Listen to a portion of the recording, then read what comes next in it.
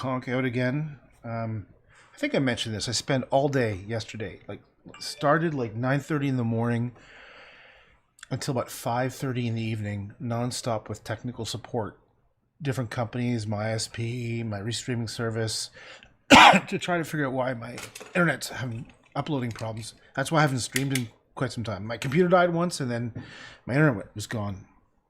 So I've got a feeling that they're trying to fix it right now, and it might intermittently conk out. I have no way of predicting it. I just spent the past few minutes just testing, seeing how the fluctuations are working. Yeah. So anyhow, I'm going to try to just continue doing what I'm doing here, which is gessoing. Okay, so the nice thing, I guess, the benefit of that little delay is this. This is the one where I put the tape on the side. See, this is the benefit of the tape. This little bit of white stuff dripped down. Now, this one here, where I didn't do it, I had to be more careful. And it looks like I did, not yet, no. I did a pretty good job of no gesso on the sides of this one manually. That's normally how I do it. And this one was a benefit because it stopped, one, two, yeah. Oh yeah, look at that. That would have been on, sorry. Let me see. That little beat would have been on the side. Okay, so this is an example of one where I'm trying to make it much smoother compared to my first gesso attempt. Let's just see if you can even see the texture difference. This is the one where I took care to make it smooth. I don't know if you can see that. And then this is the one where I didn't take much care. And hopefully you can see there's a lot more texture already. Bumpiness. Smooth. I mean, if you really wanted to get a little nutty, you could even sand this down after with a very fine grain sandpaper. Okay, so let me just continue. I need to do multiple coats of gesso. I can just tell this light one. I think each one I'm going to do twice. This one, it's so fine. It's barely even like I can still see the wood grains through it with this light coat of gesso. I guess the nice thing about the tape is you can be a little messier and not worry about it going over the edge. It's just like painting with white paint. It's no magic to it, really.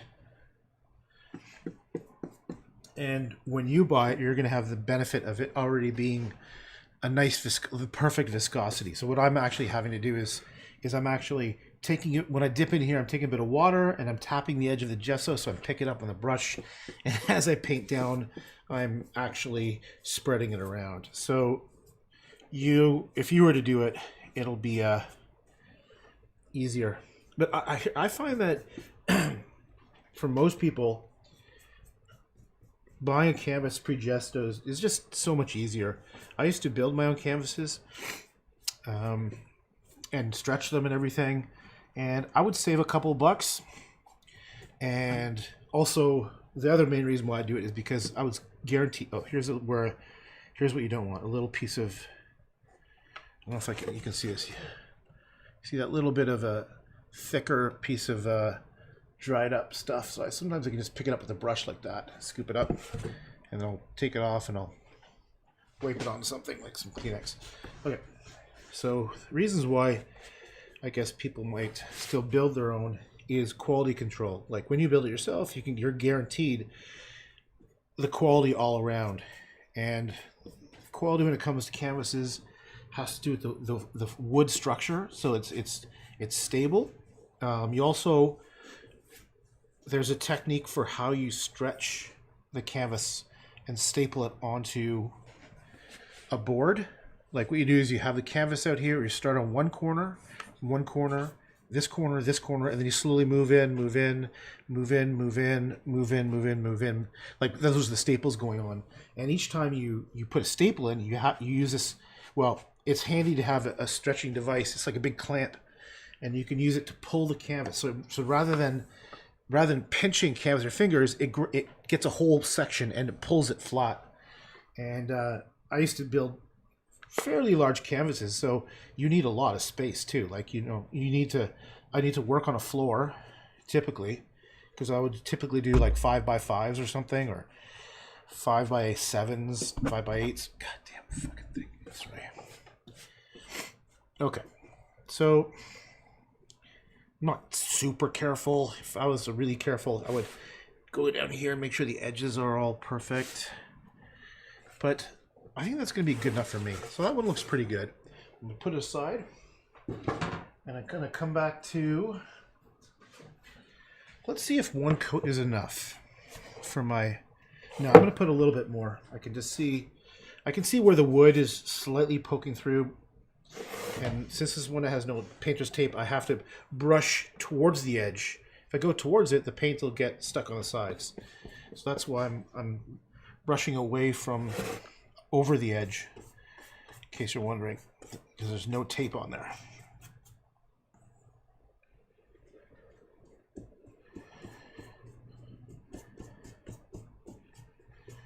Once I get all these things done, I might attempt to clean up the edges of some paintings. I've got some paintings behind me, some of these smaller ones.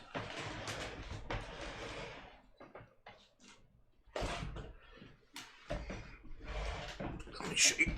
Here's the other thing. You could use gesso or white paint for. So, wait. Sometimes you get problems like this, where your paint goes over the edge, so you have to clean it up. And this is what I'll get to after, is I think I'll go and pretty up some of my older paintings. I mean, I kind of like it a little rough, where it shows like you were like an artist in a studio. Some people like that, but I think not everyone has the same kind of taste. So adding gesso is a possibility to cover it up. The only thing you have to make sure is that your gesso, when it dries, is the same white as the gesso here. So I'm just doing a quick test to check to make sure my gesso will dry the same color. Okay. Okay, so go back to here. Gotta watch out for hairs. That's something that's really annoying, is when you're gessoing and a hair falls and then it gets stuck in the paint, and then you've got like this hair buried in the gesso, and the only thing you do is you get like a pin to pull it out, but then you've got like this little gap, this little indentation where the hair was, and the only way to fix it is to sand it down and re-gesso it. Okay, so good. So we're now, I've done 2. And I only have a whole bunch more to go.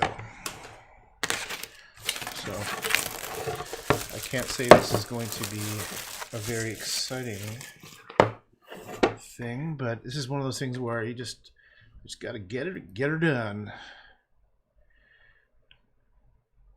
Get her done. I'm just checking to see if I'm actually streaming. Maybe the whole time I wasn't even streaming. Let's see. Just waiting for Facebook to come back online.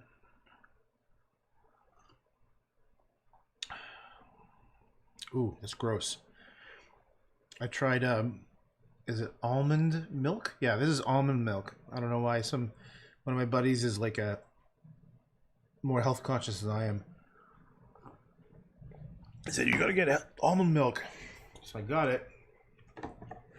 It does not taste like cream. It tastes kind of funky. All right, so I'm gonna go and do my technique, which is a little bit more, let's just say, I like to say carefree. Or some people would say messy, depending on your proclivity to order. If you are a naturally orderly person, you'd probably say I'm messy. And if you're not uptight, you'd probably say I'm carefree. That's how I like to look at it.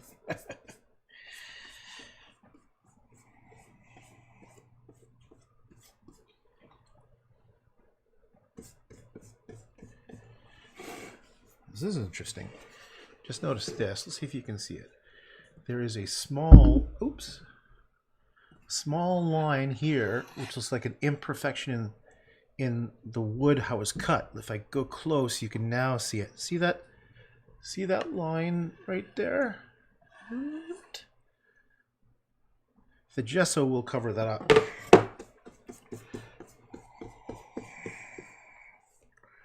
The other thing I was going to talk about was the difference between a primer and gesso, because they're slightly different.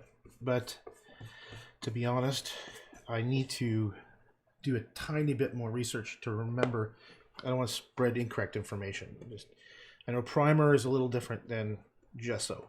Gesso is a kind of primer, I think, but I think technically they are two different things. And yeah, so I'll need to just refresh my memory before. Hey, come on, focus, dude, focus. There we go.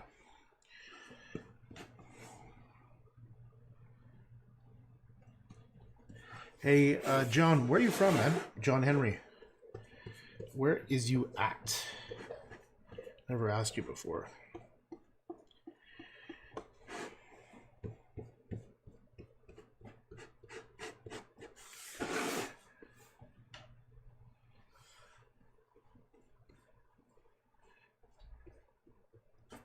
This sometimes happens. Let me zoom in a bit.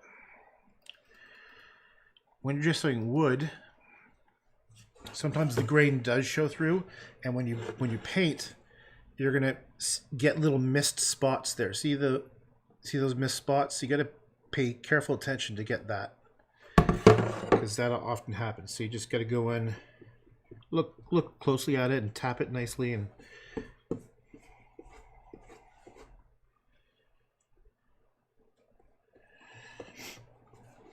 another objective you want is to try to get it as even a coat as possible. I am going to probably do variations of gesso, just so, because I can experiment. I mean, I haven't really used, I don't remember ever really using cradle panels before. I painted plenty on wood, on masonite, and all kind of plywood. I've painted on all kinds of wood, but I've never splurged and bought cradle panels. But I did recently. It was because there was a wow, this is so educational, but I can't really watch right now. Sorry, man. Still, I don't know what that emoji is, at least. Is that like someone saying hi? Raven Madness. Okay. All right. I think that's probably good enough for a first coat.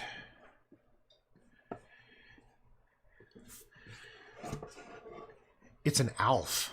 Alf, like that weird creature from that TV show years ago? Or do you mean elf, as in like Lord of the Rings? Vagabond was outside of New York City, currently in VT. Oh, alien life form. VT Mountains. So I'm Canadian, so I don't know what VT is. Is VT Vermont? I'm talking to John on Facebook. I was also talking to Raving Madness on Twitch. But yeah, I don't know what you Americans, what my Yankee brothers VT stands for. Because there's not really mountains in Vermont.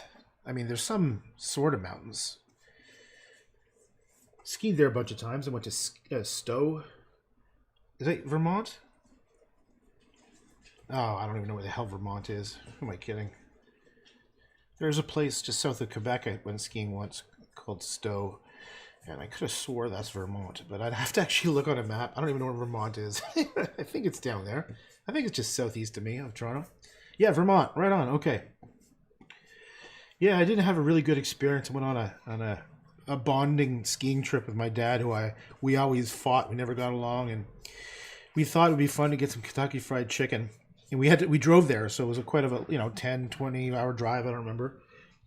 And I ate so much Kentucky Fried Chicken. Now I was probably about 12 years old or so, that I basically barfed. So I barfed in the car, ate too much Kentucky Fried Chicken, and that's one thing I remember. I went skiing with my dad's good friend, who's this like super hotshot lawyer. Like he's a Rhodes Scholar, and he's like one of the most powerful lawyers in Canada. He's actually my godfather, but he was always an asshole, to be honest. He always treated me like shit. And he was an expert skier, and I was just a kid. Although I was totally fearless. I'm a big chicken now, but when I was a kid, I was fearless. I'd go down double black diamonds, like with just, I don't think I'd even turn. I'd just go straight down. And back then, you know, in the 70s, there was no such thing as helmets for kids. It just fucking went. But I remember he would like, okay, Joshua, he used to call me Joshua. Very, very kind of a tough guy. Bossy. All right, Joshua, you're going to go down this hill. We'll see each other bottom. Okay, all alone on the top of this mountain in Stowe. And okay, all right, you bastard. Ah, man. It's funny. So he was my godfather, but he was never much of a father figure to me at all. And it turns out another one of my dad's best friends absolutely became a father figure to me, and he's in his 80s now, and we're good friends. He's like one of my favorite people in the world. Isn't that funny how it turns out? Well, it's also because he's also he's an artist and an architect, and he always just encouraged me since I was young. He was one of my big fans ever since I was a kid. And I did a painting of him once, a portrait. See, look at that. Here's that little piece of stuff that sometimes gets caught in there. Okay, let me zoom out. I realized it was too zoomed in. Okay, so this is 1, 2, 3, 4. This is number 5.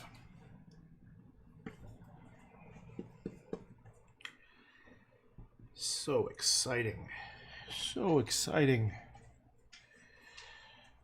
What I tend to do is I usually start in the middle and then work my way out.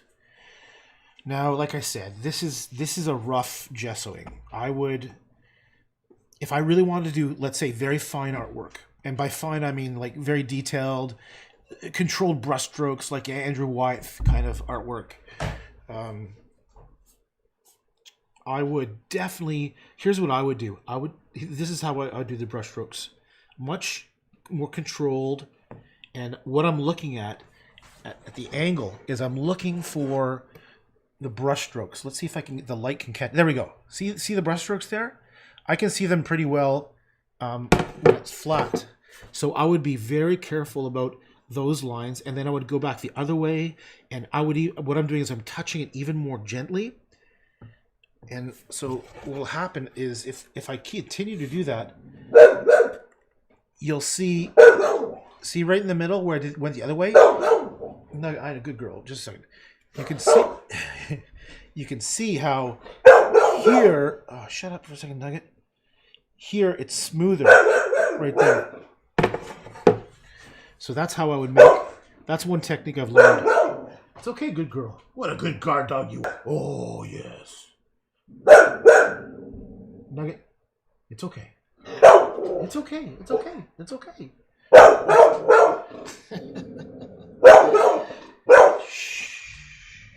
It's okay. I can't pet you because my hands are.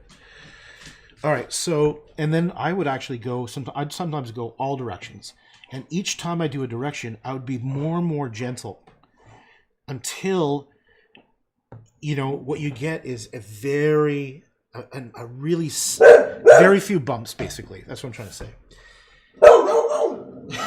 Nugget, shush.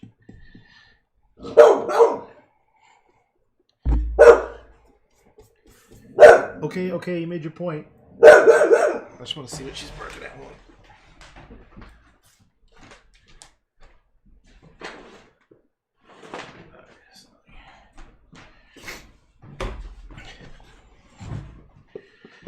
All right, dogs are awesome.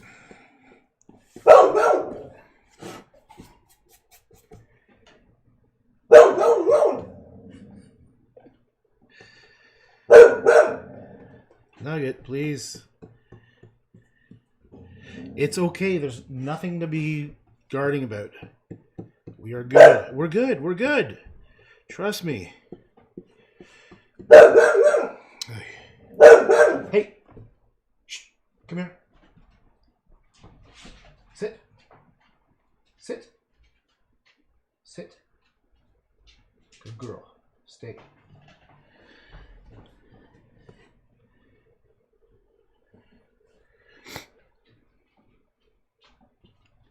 This dog is very smart. My dog I had before was dumb as a bag of hammers, but very lovable.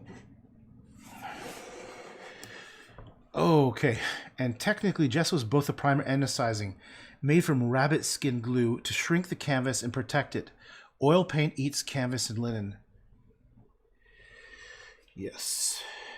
Yeah, there's, in fact, I had this website up here where I was going to go and read about it, like the ground or primer of a painting, and how there is kind of like acrylic, gesso for acrylic that's a bit more specific. But yeah, you're right, John.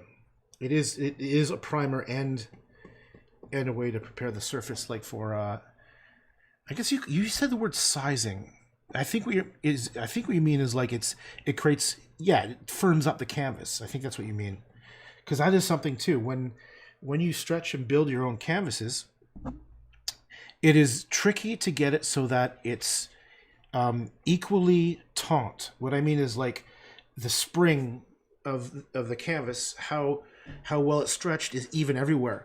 And if there's a little bit of slack, when you add the gesso, it actually tightens it up. So because when the gesso dries, it pulls the fibers together. I assume that's how it works.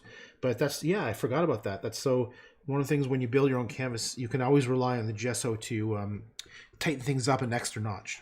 So you don't have to make it so incredibly tight right off the bat. The trickiest part Oh no, I know my dog. My dog's I don't punish her. No, I use positive reinforcement. I'm really good. She is actually quite well trained. I spend so much time with her.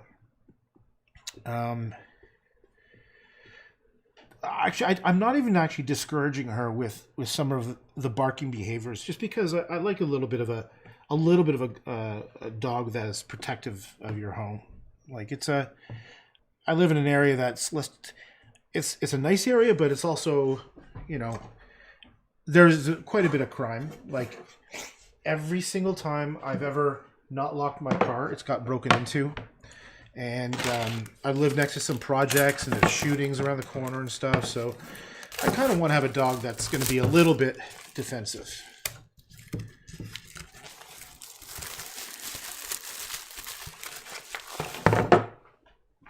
If you know what I mean. Pulls the fibers apart.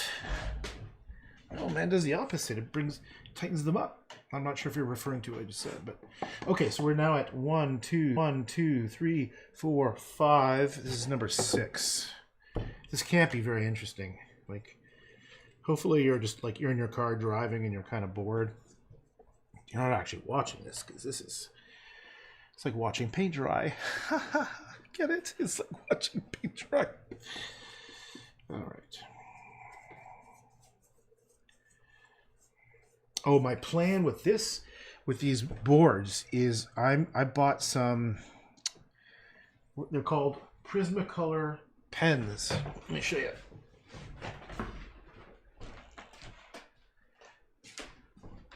I've been following this artist on Instagram, and he turned me on to this idea. It was actually, he paints on panels just like this. And I thought, well, I'm going to give that a try. Here's a couple reasons why it's smart. First of all, it's smart because I'm telling you, shipping paintings suck so bad. Most of my paintings are huge, and it could easily cost $1,000 to ship one of my paintings if it's still on the stretcher. Because, like, you can't see it, but I'm about to paint I've got one ready to go, 4x7. Now, what he's doing is he's painting them all in squares, which is nice because a lot of websites, the thumbnail pictures are squares, and I'm not going to explain why. It's just because, just to say that's the reason why.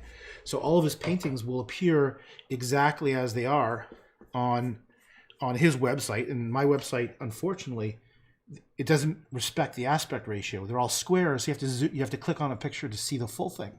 So by doing all squares, your website and will always show the whole picture. And you can, if this is very easy to ship, because when I have like a system for packing canvases, and I have to reinforce the corners. Like I actually have a whole bunch of these preset cardboard corners built in. I've got certain types of insulation and foam and all this stuff. Whereas this is already like hard. Like I would put protection around it, but I could just probably put bubble wrap and it's ready to go. So, and honestly, you know, I could spend if I'm shipping a larger painting, I could spend a few hours just in the packing process. It's a huge pain in the ass.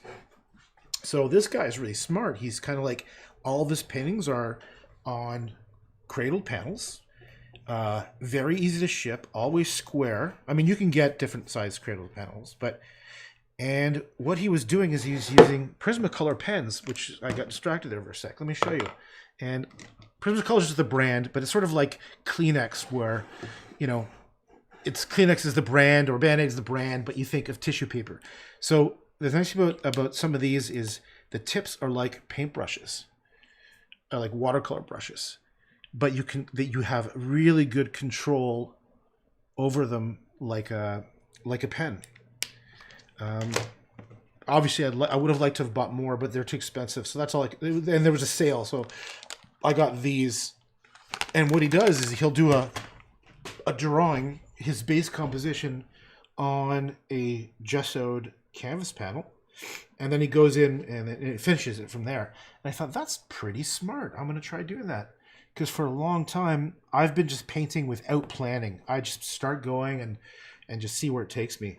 But I mean, I've tried pretty much every style technique you can think of. I've been doing this for decades, and I've tried everything. Well, not everything, obviously. This is going to be a new thing for me. My point was, I'd like to keep trying new things. I like to try new things I haven't done before. One thing I definitely want to do is I want to do a print. This is kind of one of my concepts. Do like either take a photograph of one of my artwork or take a photograph and paint on a glissé print, then take a photograph of that and paint on that. So it's like I'm kind of doing, you know, when you take a JPEG and a JPEG and a JPEG and the compression changes. I'm wondering if I can do that with basically going with something physical, then going digital, and then with a glissé print going back to physical. And I wonder if something cool might emerge from that. That's my thought. And I'm going to try to get around to that soon. Never compromise the materials. I agree.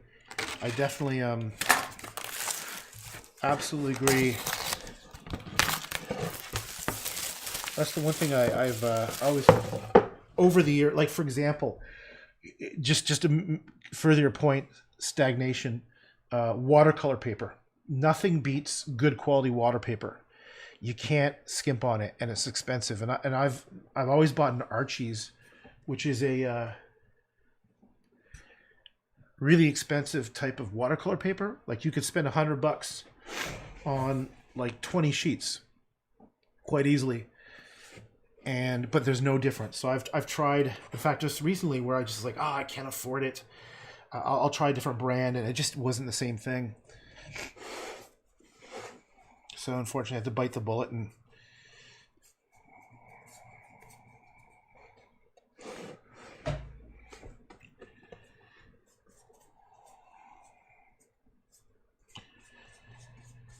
yeah. So, and also too, I think when it comes to my paintings and stuff, like I have to start making money so I can pay my mortgage, which would be nice.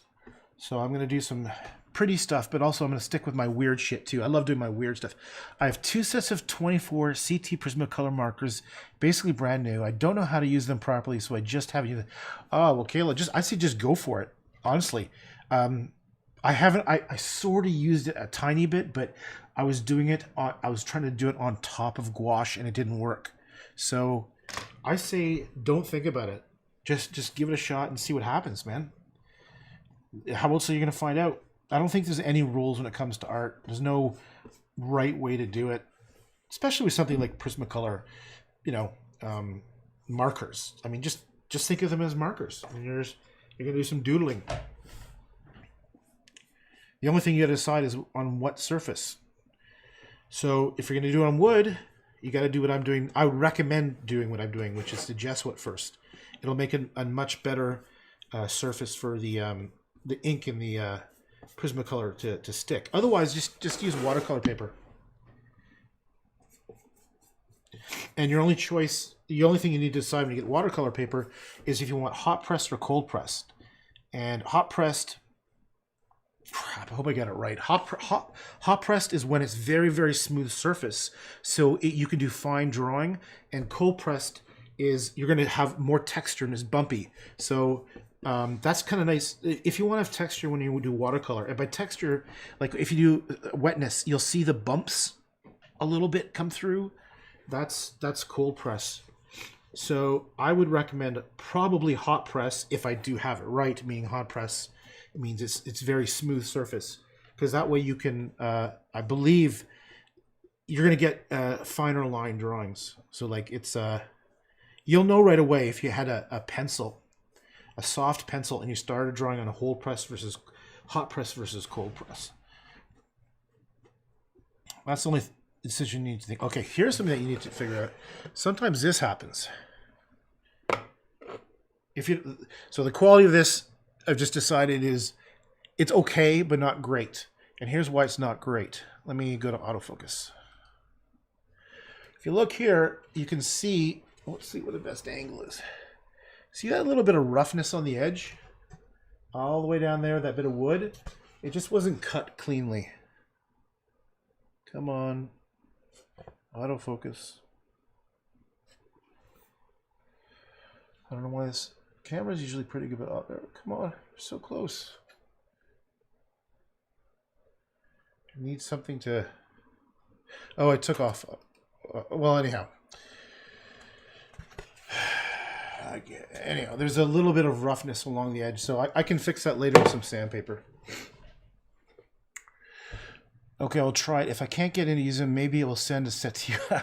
I tried selling a while ago, but yeah, it's kind of hard to sell things. Like, no one's going to buy, someone's used pens. It's just kind of a weird thing. Because you're like, what if the ink's gone? What, are you really going to like ask for a return? If you're not going to use them, I would give them to a school, a kid's school. Like, I'm sure their art departments could use them, because they're great for kids to use too.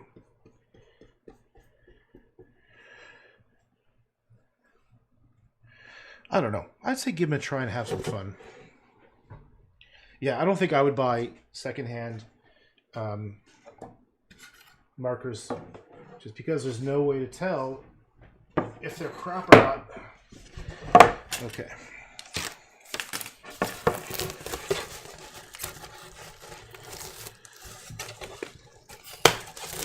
Oh yeah, I know you know that, but someone who's buying it, like, or I know you get, yeah, I'd say for something like that, because I'm not sure how much these were each. These are probably about $3 or $4 each Canadian. I'm thinking, I'm not sure. I got them on sale for about 30 or 40% off, so I don't remember the exact price, but you probably have someone who knows somebody that does art, and that, unless you got a whole ton of them, because I know they come in packs. You could buy them in packs of like 24, maybe even 48. So yeah, you could. So maybe it was like $60. Like, I have seen packs where they're like that. So if it's in a pack and it's like $64 or 60, whatever the hell the number is, yeah, it could be a lot. It could be worth selling it.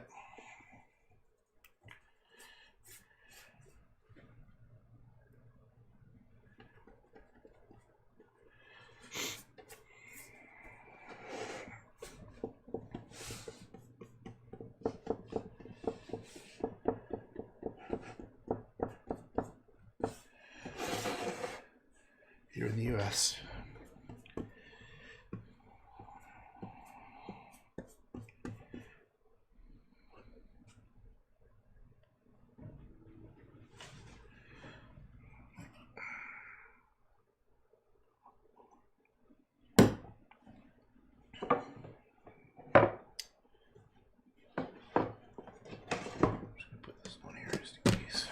Oh, what am I doing? I need this.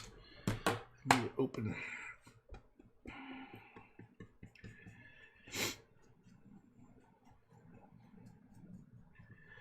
I'd say if this is your first time doing like this type of stuff, I'd recommend the painter's tape. I've just sort of like, I've done this painting over the edges of things for so long. I can usually just, like when I do it, I'm pretty good about not getting over the edge. But the problem is if you do get over the edge, your choices are limited. Either you got to sand it off or you just got to paint it all the way through. So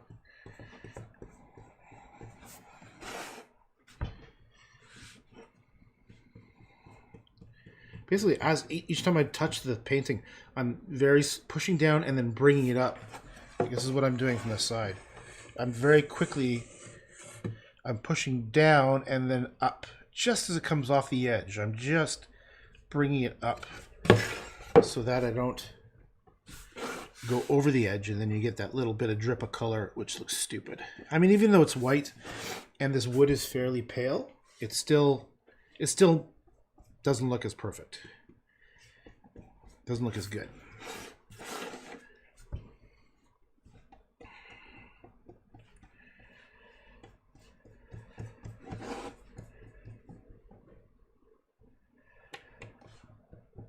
I just heard today that YouTube is going to be changing their terms of their video hosting, and there's a chance it says unless your video is commercially viable, means it makes them money from advertising, they could turn off all your videos, and that would probably be me because I make zero money from doing all these videos, and they're long. So there is a chance all of my videos could be taken off of YouTube. Unless magically I become so popular that thousands of people, tens of thousands of people are watching this, which I don't think is ever going to happen. So this may be the beginning and the end of my video career. Okay, two more. I definitely have to come back and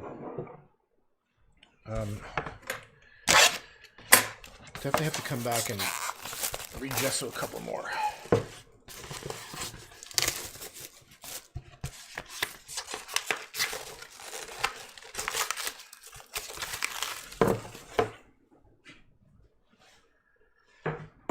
Yeah, I have to regesso some of these things. They're not so hot.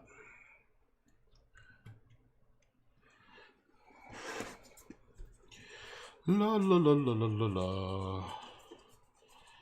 La la la la la la la.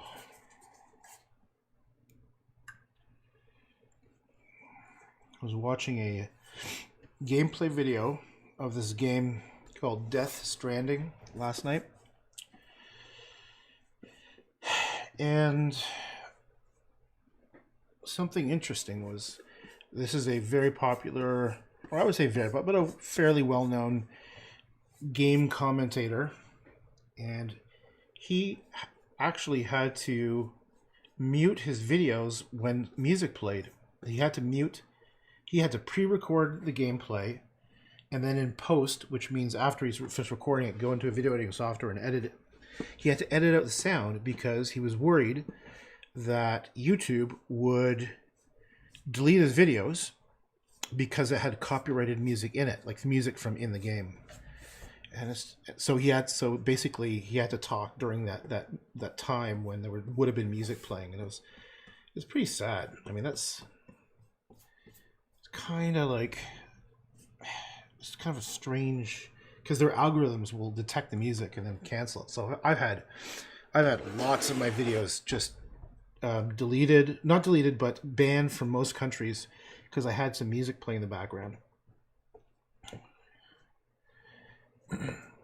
And it's just a weird kind of paradox when you think about it, because, well, he's making money off these videos, but someone like me, I'm making no, like, I'm not making any money, never asked for money. And, but still, they're very strict about that.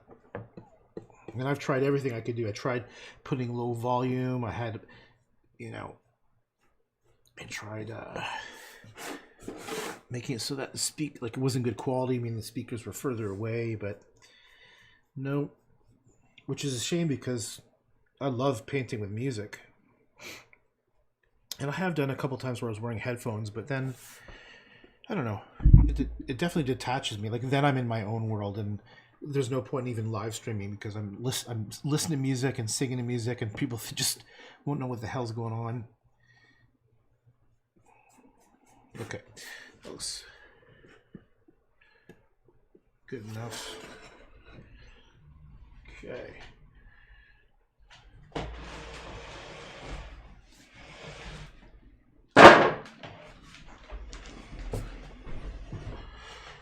Okay, last one. Whew.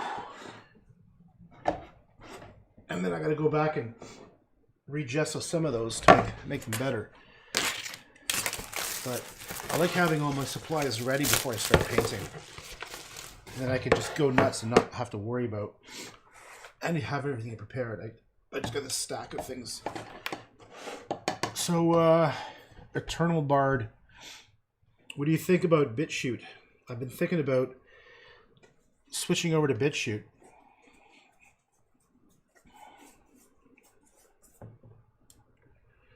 Eternal Bard, you're on DLive. I started doing DLive because only because PewDiePie said, "Screw you, YouTube, let's go to DLive." And so I said, "Oh, all right. Maybe you know something I don't." So I started streaming on DLive.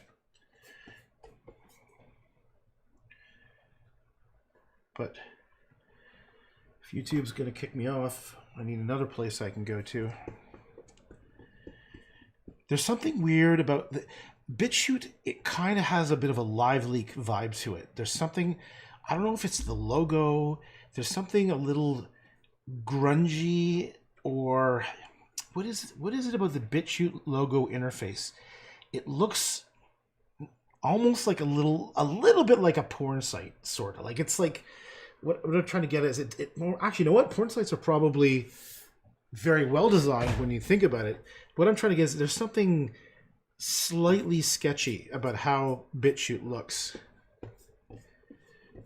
I don't know what it is. Maybe it's just the psychological impression, because the type of videos that were on there were kind of like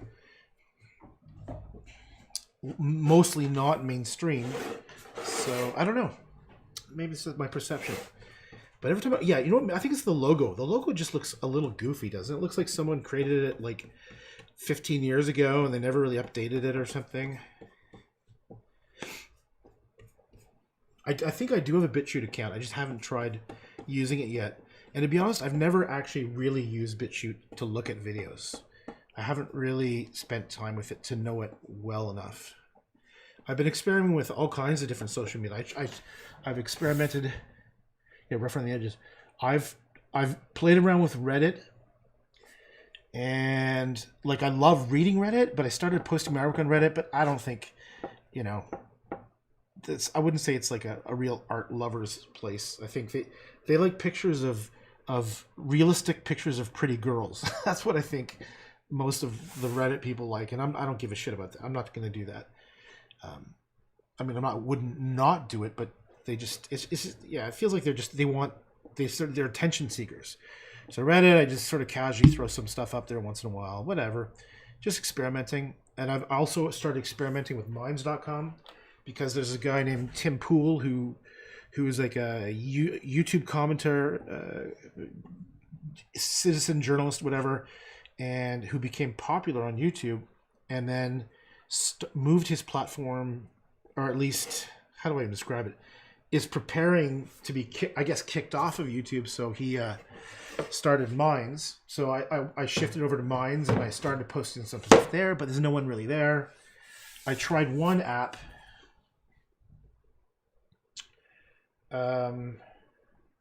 Here, let me just tell you this one app that I tried and then gave up on. Oh man, I might have even deleted it. It's like Venimo or something, and it was another social network, but I was again posting stuff there, and there just wasn't really anyone catching on. That chicken or egg thing. The only thing I'm doing with Twitch is I'm just doing live streams. I've just added live streams, so maybe 1 or 2 people will check it out. But yeah, I'm curious what the next. Curious about where. And Facebook, I have the most people on Facebook. I think there's like something like 13,000 people follow me on Facebook. Oh, Instagram. Instagram is the one thing I haven't been able to figure out, where I'm not getting any new followers. They just suddenly stopped coming. I was, I'm not sure what I'm doing wrong, but I know this one girl who's a painter, and she's quite cute, and she has now 200,000 people that follow her, and I think it's but most of her posts have her in there smiling next to them, and I'm just some like, I'm some overweight middle-aged dude, like, why are you gonna look at pictures of me now? Or so I'm not quite sure what I'm doing wrong with Instagram, because I'm literally not getting any new followers, and something stopped. Like, I'm not sure if they changed the algorithm or something. So I'd love input to know, because what I'd like to do is I would like to be able to reach people on the internet primarily, like rather doing like live shows, because I just don't like to be around a lot of people, to be honest. I like people, but they exhaust me, and doing all these shows was stressful as fuck. So I'd much rather live on the internet, but I'm not sure where is the best place. I don't want to be tied to one social network. I don't want to be confined to Facebook, for example, because they could change their algorithm, or maybe I'll say something stupid one time and then people freak out and then I'll get banned or whatever, because I want to be an artist, and I don't want to censor my thoughts. That's the only thing I get figured out so far is the only way you should do it is you have your own website that people come to. It has to be good enough and be interesting for them to come back, but I don't think many people come back to individual artists. I think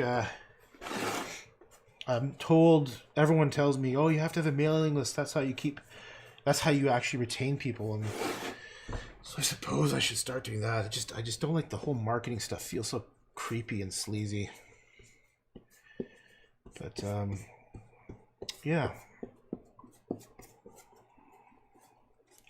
So I'm starting to make this smoother. Where we go takes time. Yeah, I mean, I've been doing this for now a couple years. Like, I spent most of my efforts on Facebook. That's why I think there's most people follow me there.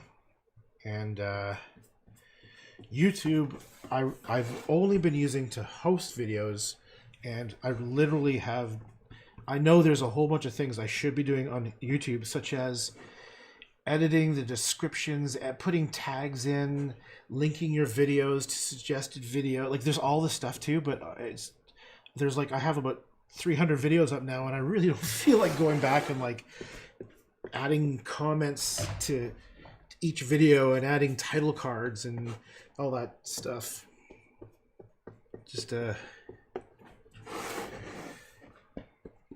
It just takes away from just trying to be creative and make art. You know what I mean? So I think that will be the keys. Somehow make my website a destination that's worth it. So one of the things I have done is, for every painting I've done the past 2 years, I've actually filmed almost the entire creation process. So when you go there, you can see a photo of the painting in high res that you can zoom in. You can see a details close-ups. I try to write a few things about it, and you can watch all the videos from start to finish, including summary videos. And then recently I just turned on comments so that people can add comments there. I don't know if that's going to be enough. I have to start convincing people to go, hey, look at this stuff. Go off Facebook, go to my website and look at this shit. But that's the next step. I don't know. Maybe that's the key. Okay.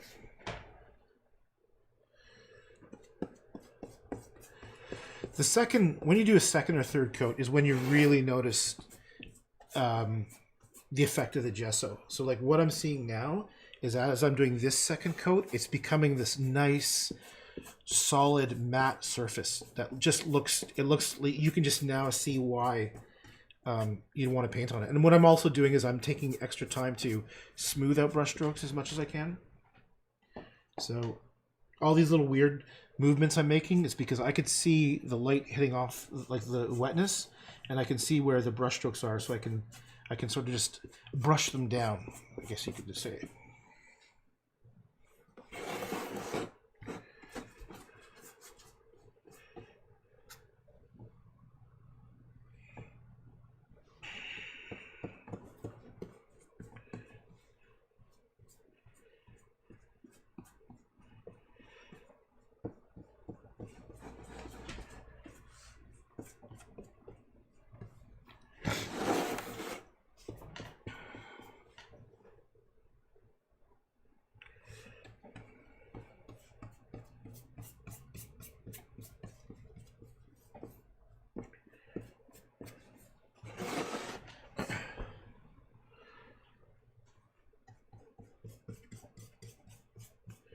It's very relaxing. I like doing this.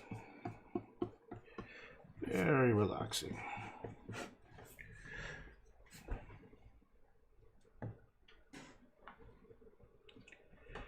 The neat thing about live streaming and talking to people is that I have no idea what you look like, how old you are, where you're from. And so the real you, well, you know, you're not going to have any preconceived notions of who the person is. And I think that's kind of neat because there's some people I've been talking to for a while and I have no idea what they look like. You know, and it's kind of interesting. And then finally, like, oh, that's kind of interesting. Like, oh, you're like an old dude, or you're 16-year-old girl. I had no idea. Actually, there was one person who was watching me a lot live streaming, and it turns out she is very likely going to be one of my students. I teach a postgraduate course in video game production. And this one person, I can't remember where, I think it might have been D-Live. And I didn't know how old or, you know, what anything about them. And then eventually we just started talking. She said, oh, I'm a student. I'm doing this animation program and I'm going to be going. I'm like, uh-oh, guess what? I might be your teacher. And I haven't heard from her in a while because I haven't streamed in a while. But and I still don't know what her real name is or what she looks like. So she knows what I look like and she knows my name. But I think that'll be kind of cool. Good thing I'm usually pretty polite. I'm usually pretty nice, so it's, thank goodness. and my only thing is that when I'm comfortable with people, me and my best friends, we love to insult each other. Like we call each other like all the worst horrible names you can. And so sometimes when I feel like I'm getting close to someone, I start sort of insulting them to me it's funny because there's no way in the real world I'd ever be that kind of mean or rude, but it's just sort of like we like to call, you know, idiot, jerk off, or whatever name comes to your head. We're just like, hey, you doing, dumbass, you know? And so I think I've done that with a couple people that I've been watching. Like Cheryl probably knows this. Cheryl, I'm sure, knows this. I don't know if Cheryl's still watching, but she's been watching for years. And there's been a couple times where I kind of like, I forget, because I'm in my painting mode and I kind of forget that people don't really know me. Some people are like, what did you call me? I'm like, oh, I'm so sorry. I meant that in a endearing way. You know what? That's exactly what it is. It's meant to be a term of endearment. That means I like you. If I call you a name and something, it means I like you. It means I'm comfortable and I trust you. See, the problem with this whole internet experiment with me could go viciously wrong because I go into a different state of mind when I'm painting. Not doing this, when I'm doing my artwork. And I'm just free-flowing. It's just flowing out of me. There's no filter. So if something wrong might come out, I might say something that sounds inappropriate. Even though my intentions are good, I might just like screw up. This is why I resolved I should never be a politician, because I could never do the I could never spout that much bullshit. I could never not. I like swearing because I find people who swear are more genuine. That's what I'm trying to say. Oh yeah, sometimes when you're in the creative process and you think, let's say you have a thought that involves nudity or sexuality, and in your mind you're just sort of analyzing, going, what if this might be a really interesting juxtaposition, and then next like there's a giant penis on your screen, and you're like, oops, and it's just part of an artistic process, it's like that's the risk I'm taking. That maybe one day I'm gonna. But you know what? Life is too short. I've come close to lights out a couple times, and that's where I'm at right now. You know what? If someone gets offended, that's okay. We're all gonna be dead, some of us sooner than later. So let's not worry too much about it. Okay, this one can use another one. Oh yeah.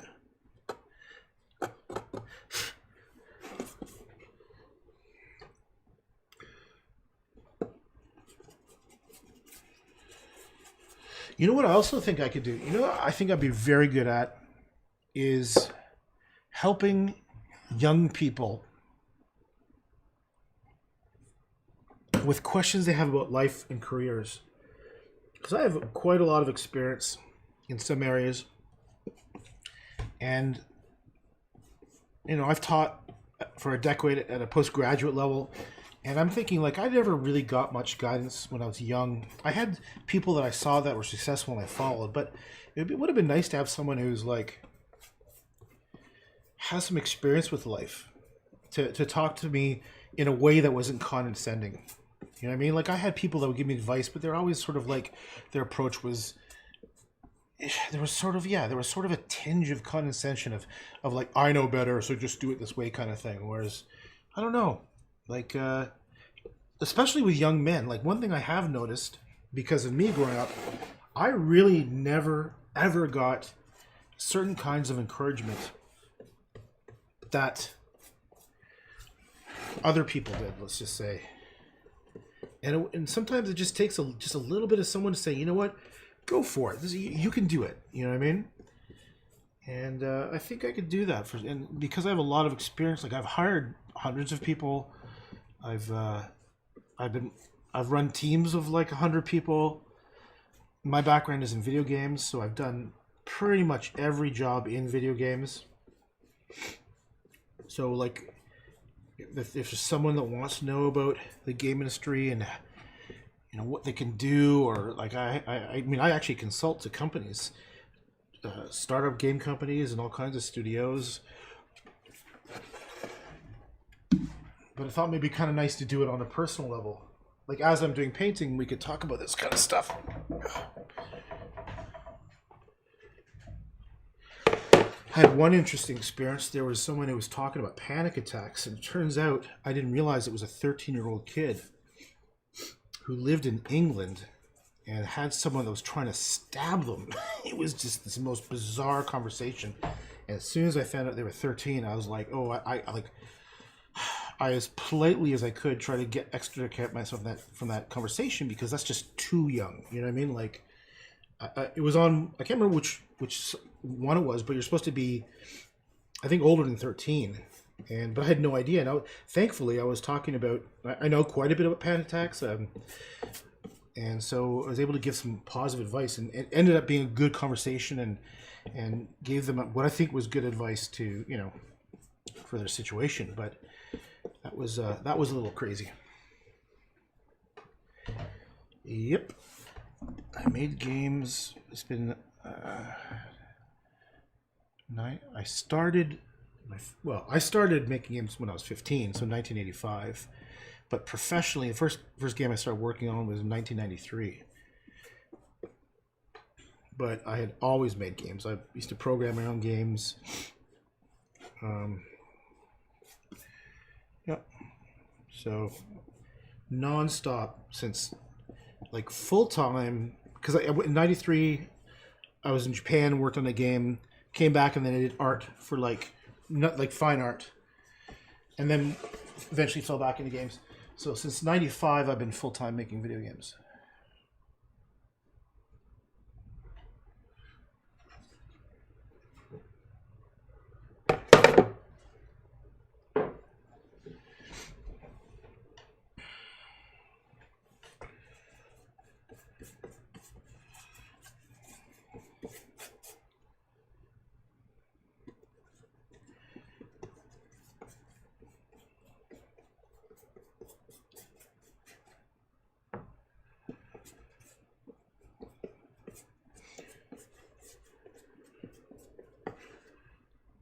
Probably played some. It's possible. I mean, I've made a lot of shitty games. It's very possible.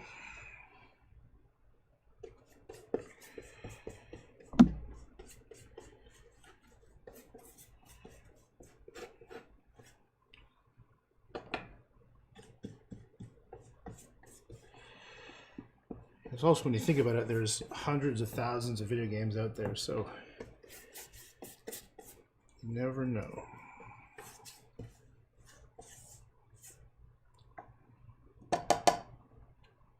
Oh yeah, so I was watching the playthrough of Death Stranding last night, and I watched the prologue. Someone played the prologue, and about an hour or two into the game itself, and I was just like, oh man, someone gave this guy. I know why he got so much money and whatever to do it, but the game, it's kind of like it's over designed in some ways, and it's, you know, it's pretty freaking weird. And I was just curious enough to know, like, I don't want to do any spoilers, but I was just curious to know enough about why some of the things were in there, like like BB. I want to know about BBs, and I don't know what BT stands for. Like, they don't really say it. They just say, "Oh no, there's BTs out there," and but then I just stopped, and I was like, okay, all right, it's a good walking simulator. And there's too much worship of that guy, that character. Like, I think that Hidomi was like, you know, it's cool that the guy, you know, looks like him and it feels like him and everything. But I'm talking about the redneck character from Walking Dead. I don't know the actor's name. After a while, I was like, I really don't care about this guy that much. Like, it's kind of neat and everything, but like, for example, I don't know if you've seen it, but the it's so silly. It reminds me of one of my games I designed that I over-designed, and in retrospect, I understand why it wasn't as much fun. For example, like, do you really care about the stats of how successful you were in carrying packages? Like, imagine if they gave you detailed stats with likes. Like, that's actually their metric, is how many likes you get. And I don't even understand who the hell's liking it. Like, how well your mission to carry a bunch of stuff from one location to the other.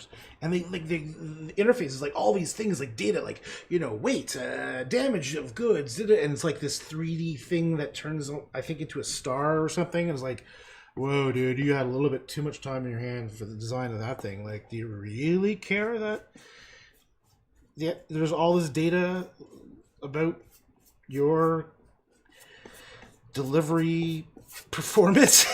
It's like, really? I don't know, man. I mean, it was kind of like I like it because, you know, it's different, you know.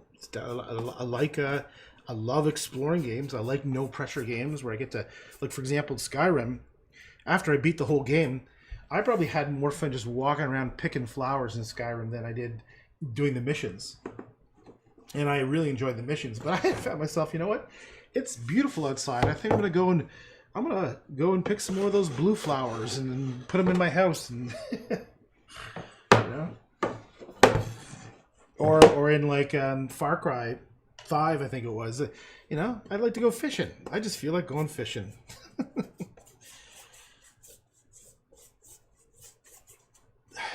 Took you to lunch breaks and walked back. You took 2 lunch breaks and walked 1.24. Oh, is that some of the stats? Yeah, exactly. And I understand it. Here's what happened. I can 100%. I can get into. I forget the guy's name. Hideo Tomo, whatever the fuck his name is. I know exactly what he was thinking. He had, because I was in the same situation. I had a fully funded game, and I was the main lead designer, and I got too caught up in the intricacies of shit, and I wanted to make it just really thorough and interesting. But most people just didn't give a fuck about, excuse my French, just don't care about some of those details. I think he got lost in the design, and no one wanted to question him. No one would dare question the designer of Metal Gear Solid, And the guy just had free reign to do whatever the hell he wanted. So the end result was something that was like a pet project that there's a bit of hero worship of Japanese game designers, which I think has always been kind of silly to me. Because I think it should be any kind of designers, doesn't really matter. But that's what happened. I guarantee that's what happened. He got so into it, no one would question him. I think I might have met him. I think I met him once, very briefly, at a party at GDC. Didn't really say much. I don't get starstruck. That doesn't do anything for me. Like I couldn't care less the fact like who he was. I was like, okay, cool. You designed a cool game. Yeah, wicked. I know lots of people do that shit. Yeah. But he was a pretty humble guy. That's what actually I kind of remember about it. He wasn't being a dick or anything. Because, man, I know some game designers, well-known game designers, who have such egos. It's like, seriously, give me a break. And I'll tell you what, with the big games, it's a team of people, man. It's not, even though there's one lead designer who calls the shots, I'll tell you, a lot of the awesome stuff that happens in games are by people that you'd never even know. That don't get acknowledged. That happens too much, actually. That's why in video games, you really got to celebrate the team, not just the individual leads. Because most of the stuff, I've been the lead in most of my games, but I'll tell you, man, most of the cool stuff, almost all of the cool stuff was done by other people on the team, for sure. Video games is really a group effort, unless it's a small indie game kind of thing. If you're small, if you're less than, say, 25, yeah, you could have a huge impact on the game, in that size. But when you get to be 100, 200, and 300 people, like, the lead person really is not even doing stuff. They're just directing. Okay. Okay, I think I'm pretty good here. Let's just do a quick review. All right, so all of them, I did my style. And look, that's pretty good. I don't see a single blemish. And then I just found this tiny, where is it?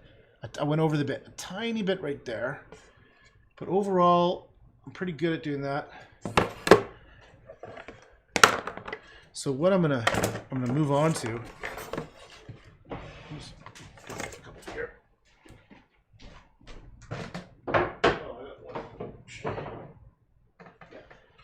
I'm going to move on to cleaning up the edges of some of these paintings. First, I forgot about this one. I'm going to fix this one first. Hideo. What's the guy's name again? Hideo something. Should nobody doing the head honchos could just be managers? Well, kind of yes and no. The way it works is the big studios, and because I've got a couple friends who are ran very big studios, 300-400 people, and a couple of guys I know.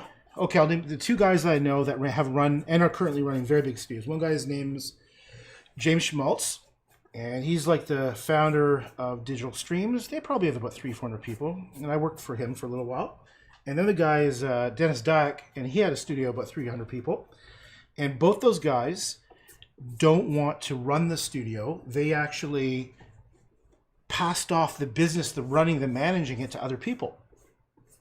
so that they could focus on the creative stuff. So in fact, Dennis Dyack, for example, he's now Silicon Knights was his big studio. Now he's doing they had to close after like 13, 14 years, but they had like 300 people or so. And he actually didn't want anything to do with the business side of it. He just wanted to be the designer, the game designer, the creative one. And that's his passion, right? So, and the same with James. He's also a very, very creative artist and programmer. And, it's actually his brother is a CEO. So his brother manages the actual, unless things have changed since I last talked to them. But James is definitely like the creative brain force behind a lot of that stuff. Partially, there's obviously people on the team that work there are the the people who do the actual work. But like I'd say, James would be in his office modeling stuff. He would be in his office doing level. He'd be working on Unreal on level design and stuff, or even scripting things. That's not something the head honcho does. And one of my best friends owns a studio called Compulsion Games, and he's just wrapping up a game he's working on called We Happy Few, and we started similar in the industry, and all my good friends are from the industry. And he was a computer programmer, game programmer, and he's fucking genius. But he still is involved in a large part of the creative process. Even though he does manage the studio, he has people who help manage. They'll have like producers, for example, to help manage the studio. Okay, so now what I'm going to start, I don't know if you can see this. I'm now going to work on some of my paintings where I was a little messier than I probably should be. So I'm going to go and I'm going to use gesso to clean up the edges, and I'm going to try not to leave too much texture because it'll be noticeable. Because this is a pre-gessoed canvas, so the stuff I apply to it might look different, especially if there's texture on it. So I'm going to just try to apply it wherever I think it might need it. And believe it or not, I might have to do 2 or 3 layers here. There we go.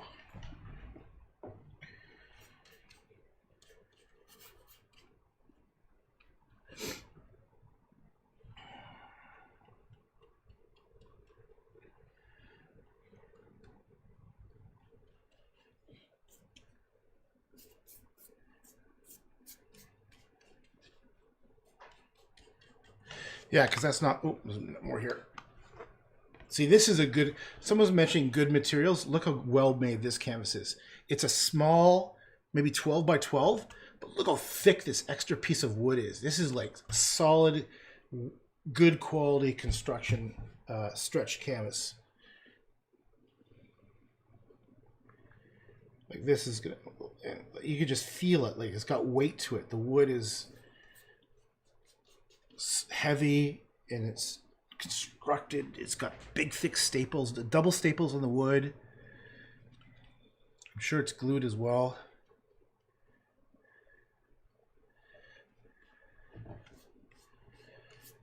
Okay, so yeah, isn't that's freaking awesome, eh? Look at that. I can't remember where I got it, but look at that. Boom. Okay, so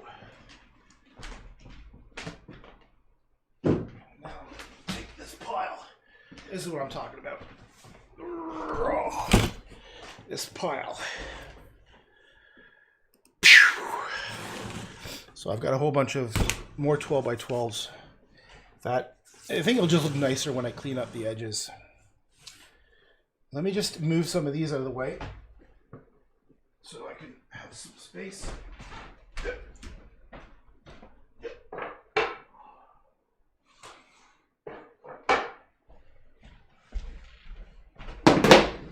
Step on my dog's bone. Ouch.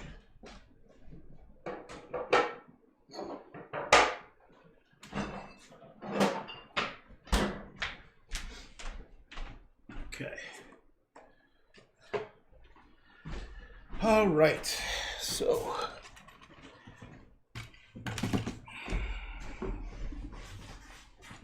let's start with this little one. Okay.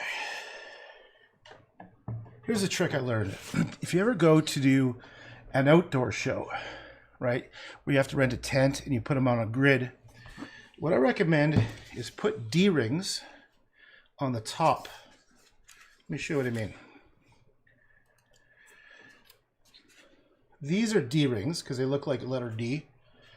They're flat on one side and curved, okay? Normally you put them here and hang the wire on them. But what you do is you temporarily put two at the top. And then what you do is when you hang it on the grid, you put a S ring, which just looks like an S, that attaches to the grid, and then it can hang down flat. It hangs down flat this way. If you use a wire, they're gonna come across and come off the grid like at an angle like this. So by having them hang here, gravity makes them hang flat against the wall. So that's my tip that I learned. If you're ever going to do an outdoor show and you have to hang on your stuff on the grids, which they all do. Grids are just these metal frames that all outdoor tents that you use to hang your artwork on. I did 3 outdoor shows this year. So you kind of you learn from doing them a bunch of times, like little tricks like that. So if you're wondering why these have weird rings on the top, that is the reason.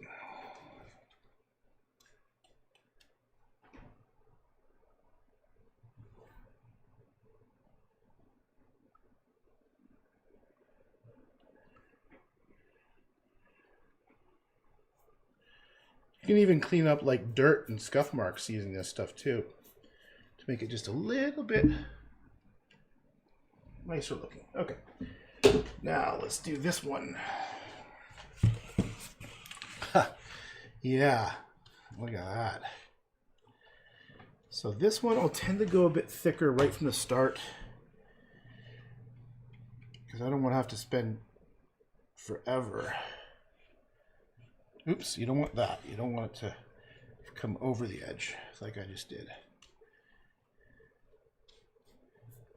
Maybe I should go like this. Yeah. I can already tell I'm going to have to do 2 layers, two passes on this. So, oh yeah, here's a great example. So this is normal. This is what D-rings look like normally. You put them at a slight angle, and then the wire hangs like this. And then for the grid, you have these at the top, which I'll take once the painting's sold. I'll take these ones off. I don't know if that makes sense.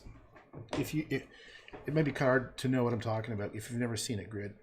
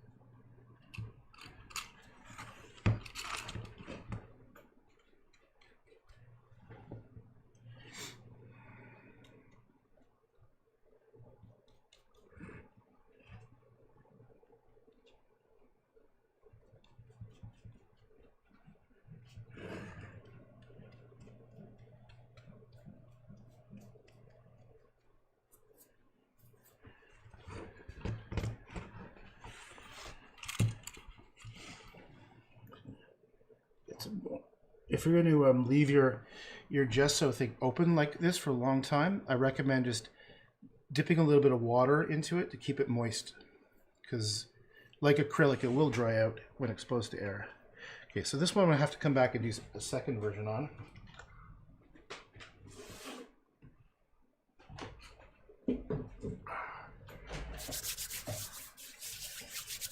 Okay. This is an S-ring. That's what I was talking about. So that's an S-ring. So the way it would work is you would go like this. Let's see if I can show it to you. This part would hook into the wire frame and it would hang down. So I'm not sure if you can see that. So this is the S-ring attached to the D-ring. So here's the S-ring that loops into the D-ring, and then this hooks on to the wire wall with that hanging down.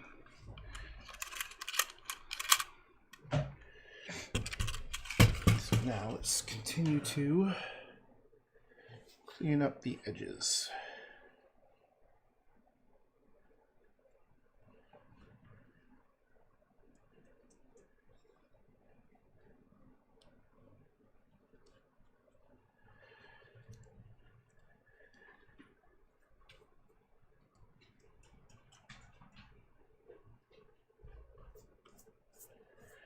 So you could do painter's tape again if you don't want to if you're worried about getting too much on the top. You could painter's tape the top as well. I just think that's a little overkill. Like if your painting is like very precise, like it's like every brush stroke is meant to look perfect, then I'd consider that. But because my paintings are so like very painterly, very thick paint, rough, you know, it's not gonna just be distracting if I have some texture on the side, or if it's not perfectly lined up, because my paint isn't perfectly lined up. So that's one of the benefits of being a little messy, is you can get away with a bit more.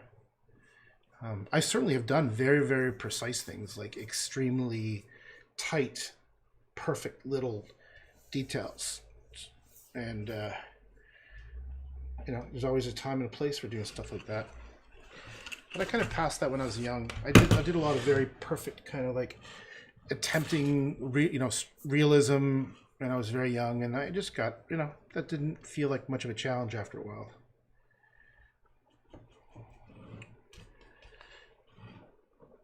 I'm actually happy I'm doing this, because I think I went a little too extreme on this paint on the side. I think this is going to give it a more professional look to it. I was also trying to justify my laziness. It's like, I don't want to worry about little details like this, but now that I look at it objectively, like if it does look better now when it's clean.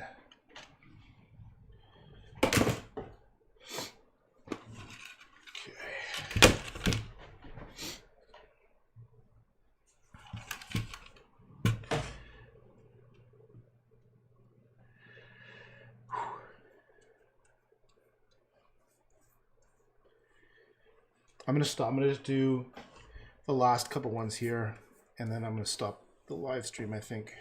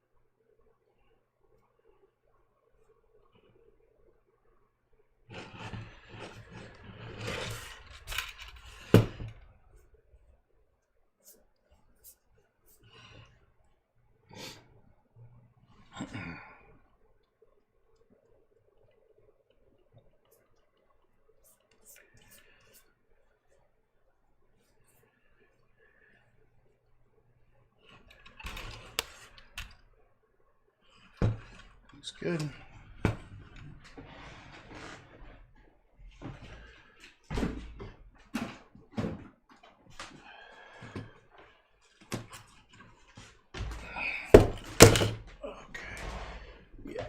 Take a break soon.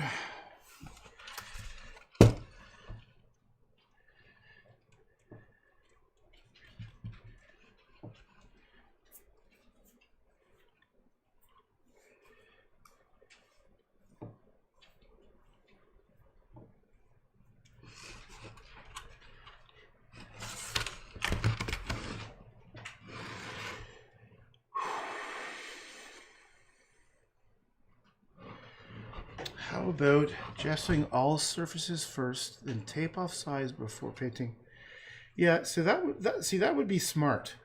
I never said it was that smart. Actually, to be honest, I think, why don't I do that? Well, I have done that in the past. There's a couple reasons. One, I never minded the messiness so much.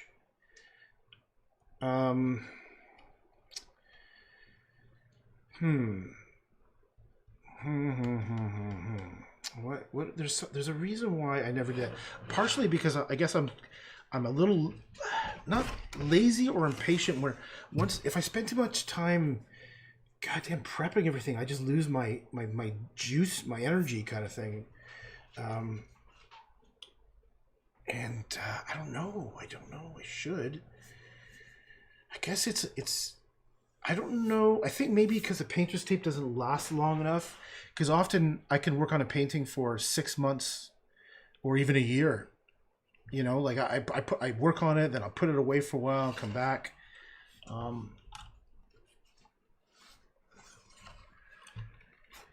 Yeah. It kind of me feels like I like the messiness. I like the chaos. And this is the first time I've really started painting the edges. All of my paintings have all kinds of marks and colors on them. I'm just thinking that these ones, which the small ones, whenever I do an outdoor show, it always has to be small ones. And I just think the kind of people that buy stuff at an outdoor show, they're not like the high rollers that are into art. They're more like some decorations that would look nice in their kitchen or some shit like this. So I think they want something that's going to look a little bit cleaner and tighter. That's kind of why. I mean, there's a bunch of reasons. Oh yeah. I wasn't taking, dude. Trust me, I do not get offended in the slightest bit. I didn't think it was a criticism at all. I totally thought it was just an idea. I was just talking, man. You would not believe how it's almost impossible to offend me. I would say it's impossible. Like, yeah, no worries, man. You could just start. In fact, the more someone tries to insult me, I think it's kind of funny. I had one guy who was this very bitter sort of like young artist, and he was calling me a pussy because I was doing paintings that were like pretty, like I was doing pictures of flowers and stuff. And here's the thing: is no one could, like, I'm doing it for me. I don't care what anybody thinks. If they don't like it, kiss my ass, kind of thing. But the more he was like calling me like, you're such a pussy. Why are you doing this? Like, where's your soul? And like, he doesn't know that I've done easily over 1,000 paintings, and I've done tons of twisted stuff. I've done tons of like dark things, and I was like, I'm a grown man. If I want to do something beautiful, I'm going to do something beautiful. And after a while, if I was just not biting, like getting upset at all, it turned out that we actually had a conversation on chat, because he apologized to me. He said, listen, I'm so sorry. I was going through a hard, dark time, and I was lashing out. And we had a nice conversation. And he said, like, because the whole time I was being respectful to him and saying, hey, man, it's okay. I know you're angry at stuff. Believe me, whatever. And I also told him in a way, I'm not going to change what I'm doing. If I want to do beautiful flowers, I'm going to do beautiful flowers. I love them. I think they're great. It makes me happy. And I didn't budge for a second. And I haven't heard from him in easily over a year. And then his sister, I mean, these are people that I don't know at all. His sister messaged me and said, I just want to apologize about, and I'm so happy you actually talked to him, because he was going through a really hard time. And, it was kind of a freaky experience where, You know, it's like, I know I've been through all kinds of trials of life, and I've gotten to the point where there are fights worth fighting for, but most things aren't worth getting upset about. Most things, you know, someone insulting you, not my problem. It's kind of funny. If someone calls me fat, I would say, yeah, you're right. I'm really fat. I better lose some weight pronto. You know? So yeah, John, just for the record, I'm not going to go ahead and critique away or whatever you want to do. It's all good with me. I'm cool.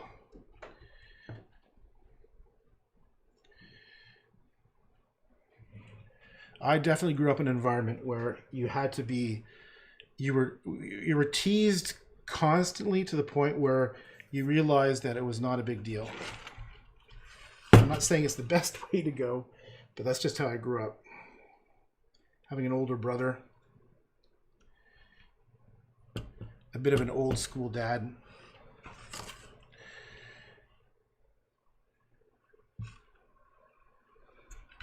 I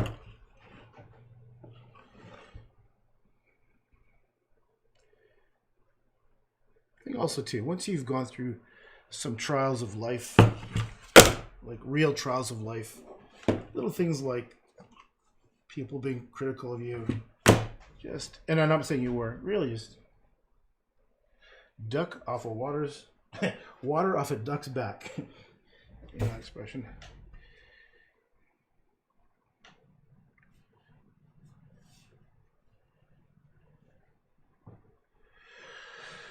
Okay, I think I'm gonna call it quits for now. This is the first one I did, I think, and the second coat just should cover it up. All right, yeah, let's just stop there. I think. Excuse me, I feel like a break.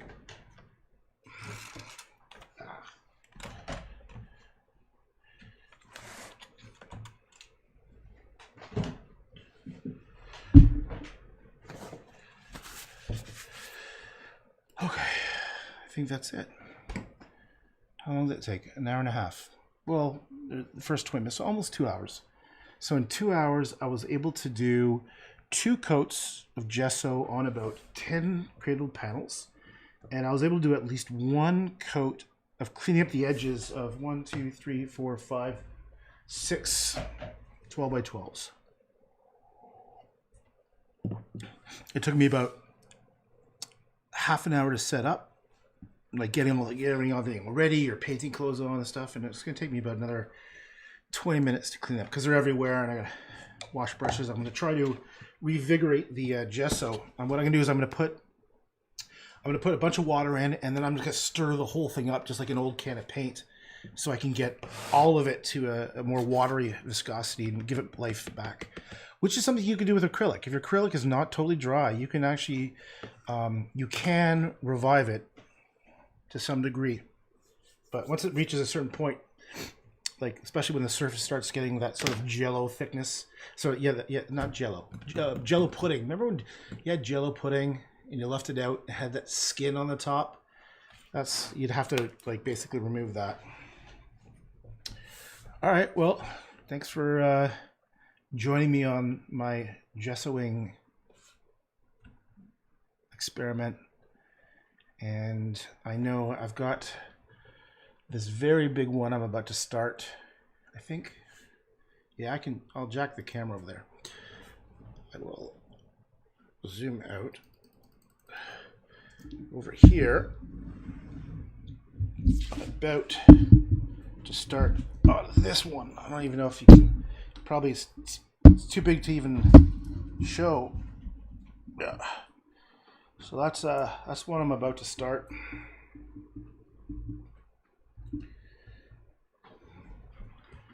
I'll just leave that there. I'll figure this thing out. But I got some other work I got to do. As soon as I get my other work done, I'm going to start on that one.